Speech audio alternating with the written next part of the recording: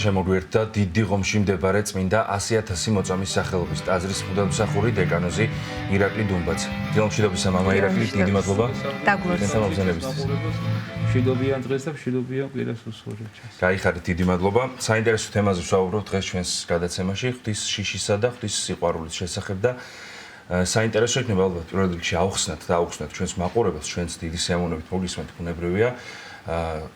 ხშირად არ გვესმის ხოლმე სწორად რას ნიშნავს ეს სიტყვები. რომ გავმარტოთ ღვთის შიში და ღვთის სიყვარული რას მოიცავს თავის თავში და როგორი ურთიერთმემართებაა ამ სიტყვებს და ტერმინებს შორის. ხო, ერთი შეხედვით წესით რაშუაში არის შიში სიყვარულთან, ხო? ერთი ჩვენ ვთქვათ ადამიანები, რომლებიც ეკლესიის შვილებად მივიჩნევთ საკუთარ თავს, რომელმაც გადაწყვეტეთ, რომ ჩვენი ცხოვრება დედა ეკლესიას დაუკავშიროთ და თქვათ ვიცხოვროთ იმ კანონებით, რომელიც თქვათ ჩვენმა მასხორმა იესო ქრისტემ დაგვიწესა. ერთი შეხედვით ყველანი მოწოდებული ვართ აი ამ სიყვარულისაგან, ხო? პირდაპირ არის ნათქვამი, რომ თელს მჟულში, მთელი ჟული რო თქვათ შევამციროთ, ორ ცნებამდე დაიყვანება ცნება ღვთის სიყვარულისა და მოყვაზის სიყვარულის ცნებამდე. და იდეაში ადამიანი სწორედ აი ამისათვის არის შექმნილი, სიყვარულისათვის არის შექმნილი, თვითონ სიყვარულის აქტი არის, იმიტომ რომ ღმერთმა როგორც მიზეზზე ეკლესიის მამები განმარტავენ მიზეზს თუ რატომ შექმნა ღმერთმა ადამიანი, ერთადერთი მიზეზი არსებობს, ეს არის სიყვარული. ჩვენ ვართ სიყვარულის ღმერთში არსებული სიყვარულის შედეგები და ადამიანის მოწოდებულია ამ სიყვარულისათვის. აი ამ სიყვარულს გრძნობდა ადამიანი, როდესაც სამოთხეში იყო და ნეტარებდა აი ამ სამოთხისეული მდგომარეობით, ღმერთთან ურთიერთობით და მას არ ქონდა არანაირი პრობლემა სამოთხეში, ხო? მაგრამ დავკარგეთ ეს ყველაფერი. პირველი საოცარი სიტყვები წერია წმინდა წერილში, როდესაც ღმერთი აფრთხილებს ადამიანს, რომ მან მცნება არ უნდა დაარღვიოს, წინააღმდეგ შემთხვევაში ორმაგი სიკვდილით მოკვდება, ანუ სიკვდილით მოკვდები, უბრალოდ კი არ მოკვდები, სიკვდილით მოკვდები. ეკლესიის მამები განმარტავენ, რომ როგორც კი ადამიანმა მცნება დაარღვია, სულიერი სიკვდილი იქვე განიცადა, იმიტომ რომ მისი შინაგანი ღმერთს დაშორდა. მაგრამ აი ფიზიკური გარდაცვალებით მის ცხოვრებაში 900 წლის მერე დადგა, ხო? და აი ეს სულიერი სიკვდილის ერთ-ერთი გამოვლინება ის სწორედ იყო ეს იყო შიში. შიში დაშისა, შიში თქვათ შემოქმედის მოდის ვის წინაშე მანამდე თქვათ სიყვარულით ურთიერთობდა აი ეს გახდა ის ღმერთი გახდა უკვე შიშის ობიექტი და ჩვენ როგორც აი ადამიანის მემკვიდრეები ჩვენ თავში ვატარებთ აი ამ დაცემულობას. ანუ ერთი შეხედვით იდეაში ჩვენ ყველანი სიყვარულის ვიზოთ მოწოდებული, მაგრამ თუ დავაკვირდებით ჩვენ შინაგან სამყაროს, ხო? აი და ობიექტურები ვიქნებით, ხო? აღმოვაჩენთ, რომ აი კი გვინდა რომ გქონდეს ეს სიყვარული ღმერთის, მოვოდით გავაცნობიერეთ, რომ თქვა ღმერთმა ჩვენი გულისათვის ყველაფერი გააკეთა. არ მეგვატოვა. მიუხედავად თქვა იმისა, რომ ჩვენ კაცობრიობას ცოდავ და კაცობრიობა ღმერთს მოშორდა. ღმერთს არც ერთ კაცობრიობის ცხოვრების არც ერთ ეტაპზე, ისტორიის არც ერთ ეტაპზე სამყარო არ მიუტოვებია თავის უზრუნველობის გარეშე. ეს საოცრად აქ ვინც აი ბასილი დიდის მსახურებას ესწრება ხოლმე მოძღვარი აი ბასილი დიდის მსახურებაში თავად ბასილი დიდს აქვს საოცრად გამოთქმული ღვთის ღმერთისადმი სწორედ ეს მადლიერების გზნობა, რომ აი ჩვენ მიუხედავად იმისა, რომ ვცოდეთ, არსად არ მიგვატოვე და საბოლოო ჯამში შენი ხოლოჩობილი ძის მეშვეობით გვეზრახი, ანუ გვესაუბრე და გვიჩვენე გზა მარადიული სიხარულის. და აი ეს სიყვარულით წესი და აი სიყვარული და გქონდეს ღმერთმა ყველაფერი გვაჩვენა, გვინდა რომ გქონდეს, მაგრამ აღმოჩნდა თუ ობიექტურები ვიქნებით, რომ სიყვარულის ნასახი ჩვენ გულში არ არის, ღვთის სიყვარულის. თორემ როდესაც ახლა ვეკითხები ხოლმე ადამიანის კვადრობოდია ჩვენ და თქვა დახსარებაზე, თქვა ან სასაუბროთ, ხო? და კითხოს დაუსვამ, რომ აბა თქვა ადამიანი იწყებს ახსარებას, თქვა და შინაგ რომ თქვა ამპარტავანი ვარ, ან რაღაცა თქვა მიწიერს მიედ მოედება, თქვა თუ სადღაც მარხვა დაერღვა შემთხვევით და ოთხშაბათ პარასკევის მარხვა არ გაახსენა, რომ თუმე მარხვა იყო. მე ვიკითხები რომ ღმერთი ნუ შეიძლება ამაზე პასუხს გთხოვდეს, როცა ადამიანი თქვა რაღაცას თქვა თუნდაც უნებურად აკეთებდეს. ან ჩვენ საფიქრალი სულ სხვაგან უნდა იყოს. სულიერის თქვა რომ რამდენად ჩემმა შინაგანა მოიპოვა ეს სწორედ და ეს გრძნობის ეს თავარი მცნება რომ მიყვარდეს ღმერთი მთელი გულით, გონებით, ძალით და სულით და როცა ვიკითხები თქვა ადამიანს თქვა შევკითხილო ხო თქვა გიყვარს ღმერთი და რა თქმა უნდა პასუხობს რომ მიყვარს. და რო კითხავს რომ დაუსვან თქვა რომ აი ისე თუ გიყვარს აი თქვა ეკლესიაში რომ მოდიხარ თქვა ისე გამოვიხარ როგორც თქვა პაიმაზე გაიქცეოდი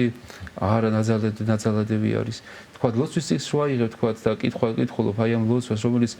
ვალდებულება არის ხო ერთხელ ჩვენი რომ სულის ურთიერთობა ღმერთის გარეშე ღმერთთან ლოცვის გარეშე შეუძლებელი არის თქვა ლოცვის სიკვდილს ვაიღებ სიყვარულით აკეთება მას არ ნაძალადებია აი აქ არის ეს მომენტი რომ თქვა ჩვენ სიყვარული არ აქვს მაგრამ აი რა უნდა გავაკეთოთ ახლა ამისათვის რომ აი ამ სიყვარულამდე მივიდეთ იმიტომ რომ ვალდებულება გვაქვს და აი ეკლესიის მამები საგანგებოდ აღნიშნავენ ამას რომ სულიერი ცხოვრება შედგება თავისი ეტაპებისაგან. არ არის თქვა რომ ადამიანი ეკლესიაში მოსული თქვა პირდაპირ თქვა ნაყოფების მომკა დაიწყოს თუ მან რაღაცა არ დათესა. ამ დროს კი ღმერთი სანამ ადამიანი ეკლესიურ ცხოვრებასთან როდესაც შეუდგება, სანამ ახალი ენერგია არის ჯერ კიდევ რაღაცნაირად ეს საოცარ მადლს განაცდებინებს იმისას თუ ვთქვათ რომ რა ელოდებას მას მომავალ ცხოვრებაში თუ ის ბოლომდე დაშვერება და ეკლესიის მამები ამას უწოდებენ ავანსად მოცემულ მადლს და აი სწორედ დაგიწყება ეს თავარი თემა რასაც ჩვენ საუბრის დასაწყისში შევხედეთ რომ ეს არის შიში ღმერთისა. ეს საოცრება ეს არის რომ აი ბოროტის ძალა არის ძალიან მზაგვარი და ბოროტმა იცის რომ ჩვენი შინაგანი მიდრეკილი არის აი რაღაცა სიამეებისაკენ და თუ დააკვირდებით არც ერთი ცოდვა არ არსებობს სიამოვნების გარეშე. აი თქვა მე თუ სადღაც ღვთაებრივი გამოცადე და მე ღვთაებრივი სადღაც ცხოვრების გზაზე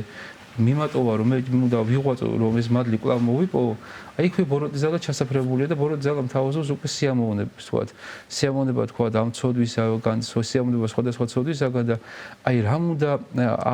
ხო უჭირს ადამიანს ცოდვებისგან უარესქვა და თქვა უნდა და აი რა არის ის მამოძრავებელი ძალა ის შემაკავებელი ძალა რითაც შეიძლება ადამიანი თქვა და აი ამ ცოდვისგან დაცული აღმოჩნდეს ეკლესიის მამები გვეუბნებენ ეს არის ყველაზე მთავარი რაც ჩვენ საფუძვლად უნდა დავდოთ ჩვენი ცხოვრების ეს არის ღმერთის შიში და რა შიში არის ეს არის თავდაპირველად ეს არის შიში დაშისა აი მაგალითად ეს ცნობილი ამბავი არის ეფრემ ასურის ცხოვრებიდან რომ ერთი ქალბატონი მის ცდუნებას გადაწყვეტს და ანუ ბოროტისგან შეპყრობილი და არ თავს არანებებს და ბოლო-ბოლო ეს ეფრემი ეუბნება რომ თანახმაურო დაყვეო შედნებასო ოღონდ ეს უჯერო საქციელიო ქალაქის თავარ მოედანზე აღოსრულოთ და ეს ქალბატონი ეუბნება რომ შენ ხალხის არ გსხვენიაო მე არ შეგსხვენიაო ხალხისო და ეფრემი საოცარ პასუხს გასცემს რომ შენ ხალხის გსხვენია და ღმერთის არ გსხვენია რომელიც ყველგან არის და ეს აი ის იმდენად შთამბეჭდავი აღმოჩნდება ეს ამბავი ამ ეს ფაქტი ამ ქალბატონისათვის რომ თვითონაც ცოტა ხანში მე ქრისტეს სარწმუნოება შეუდგება და ის მომენტი რომ თქვა და აი რაღაცის თქვა არასწორის შედეგად მე შეიძლება დავისაჯო და ეს დასაჭელი არ არის თქვა მიწიერი თქვა მე ეს არის სატანჯული მარადიული ხო ჩვენ მარადიულობას ვეხები და ის ფიქრი რომ თქვა მე შეიძლება ჩემ არასწორმა მიმიყვანოს ძალიან ცუდ შედეგებამდე ეს ძალიან ბევრი ცოდულისათვის საბოლოო ჯამში გავხდარა აი კათარზისის ანუ შეცვლის მეტამორფოზის საშუალება რომ აი თქვა ადამიანმა თქვა თავისი ცხოვრება შეცვალა სწორედ აი დაშის შიშის გამო. აი ეს ვიტყვი კიდე რომ და მამები გვეუბნებიან ხშირად რომ როდესაც აბრაამი შედის აღთქმულ მიწაზე პირველი რაც მან იმ აღთქმულ მიწაზე შეიძინა ან როდესაც ღმერთმა გამოიყვანა ქალდეის ურიდან მიყვავს აი წმინდა მიწაზე პირველი რაც აბრაამმა თავისი ფულით შეიძინა ეს იყო მიწა საფლავისათვის რომ მას უნდა ხსენება ქონოდა გარდაცვალების და აი მომავალი თქვა არასწორი თქვა სატანჯულის რომელიც მის ცხოვრებაში და ნებისმიერ ადამიანის ცხოვრებაში შეიძლება დადგეს და ეს სატანჯული ეკლესიის მამები გონიო ის უნდა იცოდეს ადამიანს თქვა რომ აი რა ელოდება ადამიანს თუ თქვა მან არასწორად წარმართა თავისი ცხოვრება ეს აუცილებლად გასახსენებელი არის ეს არის ეთუკე ვინმე სამ ცხოვრებაში გამოუცდია დეპრესია აი თქვა და იცის რა საშინელება დეპრესიული მდგომარეობა როდესაც ადამიანს აღარაფერი ამ ცხოვრებაში არ უხარია აი ვინც გამოსადა მე იმისგან ვიცი რომ თქვა შეიძლება სხეული უჯიჯგნოს ადამიანს ამ ტკივილმა და ეს ტკივილი ვერ შეედრება იმ ტკივილსაც სულიერი არის აი ჯოჯოხეთისეული ტკივილი არის ერთ-ერთი სწორედ ეს დეპრესია, რომელიც აყვავილი არის უმაღლეს ხარისხებში. პლუს მაგას უიმედობა, პლუს ამას ფიქრი იმისა, რა დაკარგა ადამიანმა და პლუს ამას აი ხილვა იმ საზარელი არსებებისა, რომლებიც ადამიანის თქვა ფიზიკურად რო შეხედოს, ეკლესიის მიგეუბნება დემონებზე, ჭკუიდან შეიშლებოდა. ასე რომ აი ეს შიში, რომელიც როცა ადამიანი თქვა ცოდვას გაურბის, თქვა რაღაცა შიშის გამო, ეს შიში საბოლოო ჯამში გადაიზრდება, როცა უკვე იმ მდგომარეობაში, რომ ადამიანი ნელა თავს ანთავისუფლებს ბოროტებისაგან. ანუ გული ნელა იწმინდება. აი ამ გაწმენდილ გულში ადგილი ჩდება ღმერთისათვის. და სადაც ღმერთი არის შეუძლებელი, რომ იქ ადამიანს არ ქონდეს შინაგანი მოსვენება, შინაგანი მადლი, სიხარულით არ იყოს სავსე და აი ამის შემდეგ, როდესაც ფას გაიგოს ადამიანი მადლისა, მე უკვე შიში ჩდება მისა, რომ ეს მადლი აღარ დაიკარგოს. იმიტომ რომ ახლა როცა ადამიანი თქვა მეუჩობა თქვა სამეფო სუფრიდან საკვების ჭამას, მე მას ბოდიში და ნაგვიდან საჭმლის ამოღება აღარ მოუნდება, იმიტომ რომ მიშოულია სხვა ტრაპეზ. ესე არის აი ეს ადამიანის შინაგანი მდგომარეობა, მოკლედ ანუ შიში, რომელიც ადამიანის ცხოვრებაში თქვა ნელა ნაბიჯ მეიყვას უკვე ის ღვთის ნამდვილ სიყვარულამდე. და რაღაც ის თქმა უნდა და მამა ირაკლი დამეთანხმებით ალბათ რომ ზოგჯერ მშობლები შეცდომას უშვებენ ხოლმე, როდესაც პატარებს აშინებენ იმით რომ უფალი დაგსჯის თუ მოიტყუები თუ თქვათ არ დამიჯერებ და ასე შემდეგ ხომ და ეს რამდენად სწორი არის ამგვარი მიდგომა, როგორ უნდა ვასწავლოთ თან ღვთის შიში და ამავდროულად მივიყვანოთ ღვთის სიყვარულამდე ჩვენი შვილები. იცით ცოტა რთული საკითხი არის, იმიტომ რომ სულ ვამბობთ ხოლმე რომ მშობლებად ადამიანები არ იბადებიან, მშობლებად ყალიბდებიან, მშობლები ბავშვებთან ერთად იზრდებიან. და ეს დაზღვეული თქვა რომ ვიღაცამ თქვა რაღაც აი ამ ურთიერთობაში შეცდომა დაუშვას არ არის გამორიცხული. რა თქმა უნდა, ახლა ძალიან კარგი არის რომ თქვა აი ადამიანი გაიაზროს თავის ცხოვრებაში და ბავშვი დავანახოთ ჩვენ რომ თქვა და ეს მაცხოვრმა ჩვენი გულისათვის რა გააკეთა. ხო ეს არის ყველა ჩვენგანზე მოღებული თქვა სიკეთე. რა თქვა მის ჯვარცმას უკავშირდება. საოცრება არის აი ეს ჩვენ გვაქვს ეს სიტყვა ძვირფასი. და ძვირფასი ორი მნიშვნელობით შეიძლება იხმაროს ადამიანმა. ეს არის თქვა რაღაცა რომელიც თქვა ვიღაცა ჩვენი ძალიან მნიშვნელოვანი არის, ძვირფას უწოდებთ მას, მაგრამ სხვა მნიშვნელობით ძვირფასი არის თქვა რაღაცა რაც რაშიც თქვა ძალიან ძვირფასი არის გადახდილი და ყველა ჩვენ ძვირად ღირებული, ხო? და ყველა ჩვენგანი აი ამ თვალსაზრისით ვართ ძალიან ძვირფასები, იმიტომ რომ ჩვენს თავისუფლებაში მაცხოვრმა თავის სისხლის ფასი გადაიხადა და ეს სისხლი ადამიანს თქვა ამ სისხლის ფასი ადამიანს მოეკითხება. ეხლა ყველა ხო ისეთ ყველა ადამიანის საკუთარი შვილებიდან გამომდინარე შეიძლება მსჯელობდეს თქვა რომ თქვა ვინ რა მოახერხა თქვა ჩვენ შვილებთან ურთიერთობაში. ხა მე ვცდილობ ხოლმე რომ ბავშვი ის შტავაგონო რომ აი ეს დავანახო რომ აი უღმერთოდ ყოფნა ნიშნავს როგორც უჟანგბადოთ იყოს ადამიანი თქვა როგორც თქვა ადამიანი იყოს საკვების გარშემო მე ჩვენ ცხოვრებაში ხო ვაკვირდებით რომ სამი თავარი კომპონენტი არის რაც ჩვენს ფიზიკურ არსებობას განაპირობებს თქვა წყალი, საკვები, ჰაერი ეს ბასაბაზისო და ამის გარდა კიდე რამდენი არის ხო მაგრამ აი უღმერთოდ ყოფნა ნიშნავს რომ შენ ცხოვრებას მოვაკლო ყველანაირი სიკეთე და როცა ადამიანი მე რას გულწნობთ იცი რომ კი რომ ბავშვი კი შეიძლება რაღაცა პერიოდი თქვა მშობლის სიტყვით ურთიერთობს ღმერთთან, მაგრამ მე მას პირადი ურთიერთობა უჩნდება ღმერთთან. ახლა ჩვენ ცხოვრებას რო გადავალოთ, აბა ჩვენ ბავშვობას რო გადავხედავთ. ჩვენთვის არავის არ უსწავლებია თქვა რომ აბა ღმერთთან უნდა ესე უნდა ილოცო, თქვა რაღაცა უნდა გააკეთო, მაგრამ ვაკვირდებოდი ადამიანი ხო რაღაცას აკვირდება თავის ცხოვრებაში, ხო რაღაცა რო დავაშავე, იქ პრობლემა შეიქმნა. რაღაცა თქვა რომ გამოვასწორე ეს პრობლემაც მოგვარდა და აი ერთი მოძღვარი ხადაგებდა ესეც საოცარ სიტყვას რომ ჩვენ ბავშვებს უნდა აუხსნათ რომ ამ სამყაროში ღმერთმა ჩადო კანონები. ანუ ღმერთი კი არ არის თქვა ჩვენი დამსჯელი, მაგრამ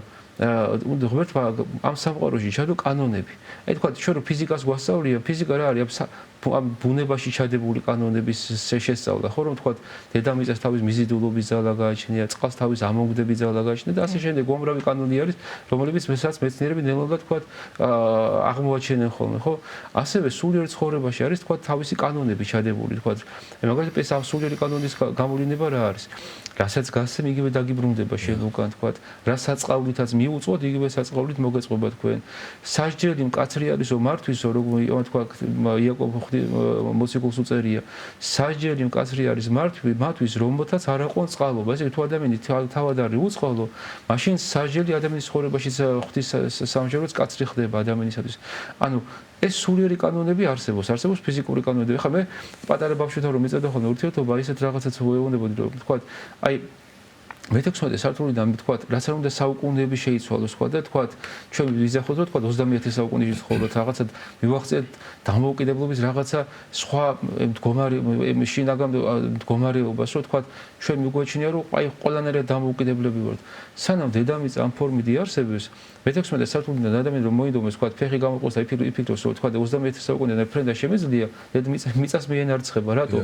ამოქმედება დედამიწის მიზიდულობის ძალა და მიიზიდავს ჩვენს სხეულს ხო ასევე არის თქვა როცა მე თქვა რაღაცა მცნებას ვარღვევ ხო აი ეს კანონი რომელიც სამყაროში ღმერთმა ჩადო ეს კანონი ჩემს საწინააღმდეგოდ იმოქმედებს და აი ხა რომელი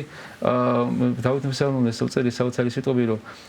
ვინ არის კაცი რომელსაც ნებავს ცხოვრება და უყარან ხილვა დღენი კეთილნი ანუ რომელი თქვენგანია რომელსაც ცხოვრება უყარს და უნდა რომ ცხოვრებაში კეთილი დღეები გქონდეს რომ პირდაპირ მიანიშნოს რა უნდა გააკეთოს დააცრე და შენი ბოროტისაგან ბაგენი შენი ნუიტყვიან საკვასა მოიქეს ბოროტისაგან ქმენ კეთილი ანუ ამის თქვა მინდა რომ აი მე ჩემს შვილებს და ჩემთან იმ პატარებთან რომელთაც მე მიწევდა ურთიერთობას რომ ამას უხსნედით რომ აი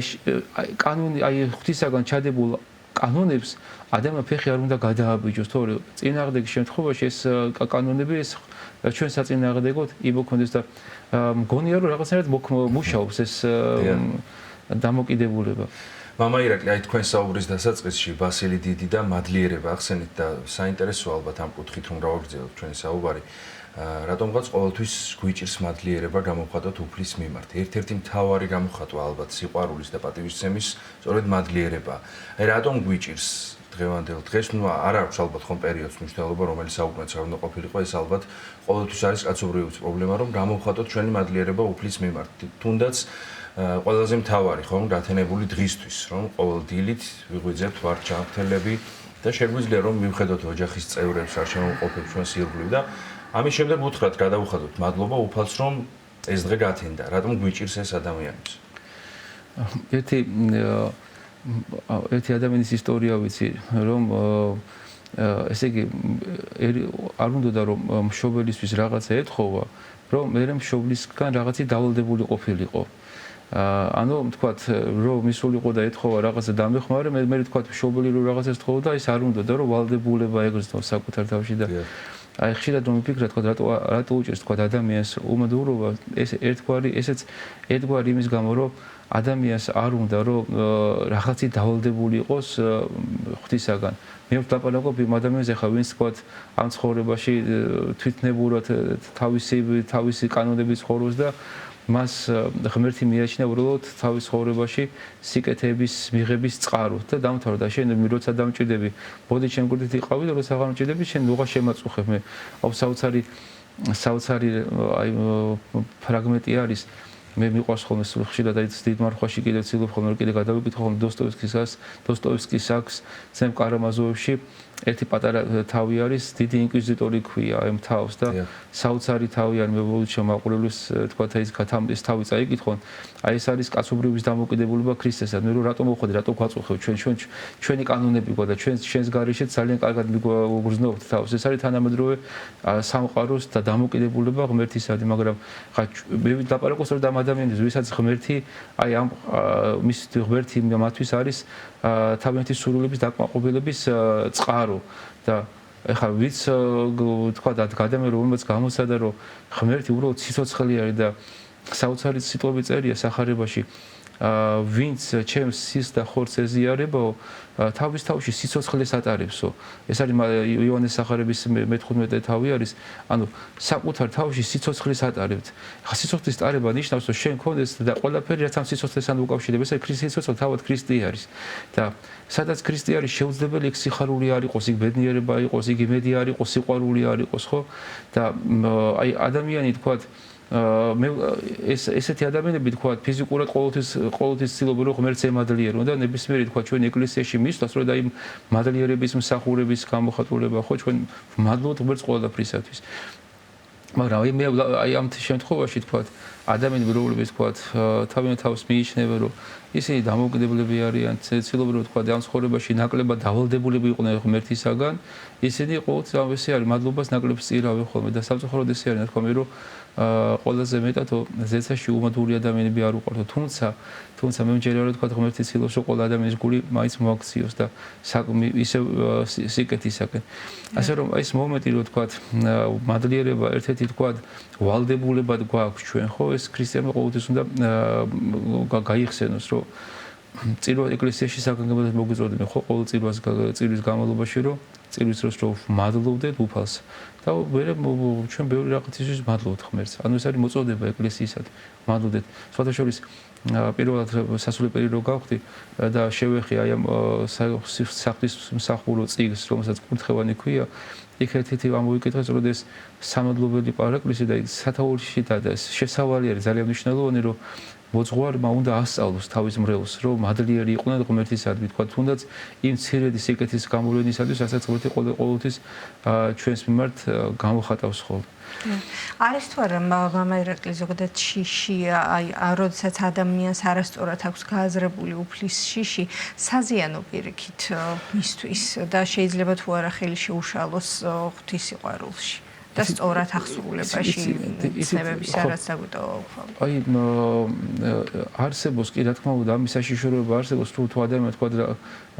არასწორად გაიაზრა ზოგადად ღმერთი რომ აი ღმერთი მას მიაჩნია როგორც უზურპატორი რომელიც ზის სადღაც ღრუბლებში და ერთადერთი სული ხო ადამიანი რაღაცა ცოდვებში გამოიჭიროს ეს თქვა ეს დამოკიდებულება თქვა თუ ადამიანმა შეიქმნა ღმერთისადმი ეს ძალიან არასწორია და ეს მიყავს მე ადამიანის სხვა სიმახინჯემდე ზოგადად თვითონაც მე ყველაზე სასტიკი ხდება ხოლმე სხვათან ურთიერთობაში თუ კი ვიღაცა რაღაცას აშავებს ხო გახსოვთ სახარებაში როგორ არის რომ როდესაც მიიყვანენ მეძავ ქალბატონს ბაცხოვართან და ეუბნებიან რომ აბა მოსენ დაგვიწერა რომ უნდა ჩავქოლოთ ხა მოსენ რომ დაწერა თქვა იმას თავის მიზეზები ქონდა თქვა რომ ეს ერის თქვა გარყონას ერის გაფუჭებას თქვა გაფუჭებისაგან იცავდა თქვა რომ ეს კაცრი კანონები ყოველთვის მაგიტო იყოს ველად მაგრამ ესე იგი მას ხო საოცარ რაღაცას ეუბნება ხო რომ ვინც უცოდველი პირველი ქვა იმან დაარტყას ანუ თუ ადამიანმა ღმერთი დაინახა როგორც აი ეს მოძალადე თქვა ვიღაცა რომელსაც ჩემს სიყვარულთან არაფერი არ აკავშირებს ხო მე თვითონაც სასტიკი ხდება სხვათან ურთიერთობაში ხო რა თქმა უნდა თავის თავში საშიშროებას ატარებს ამიტომ არის რომ ქრისტიანი ყოველთვის აი ღმერთს უნდა იცნობდეს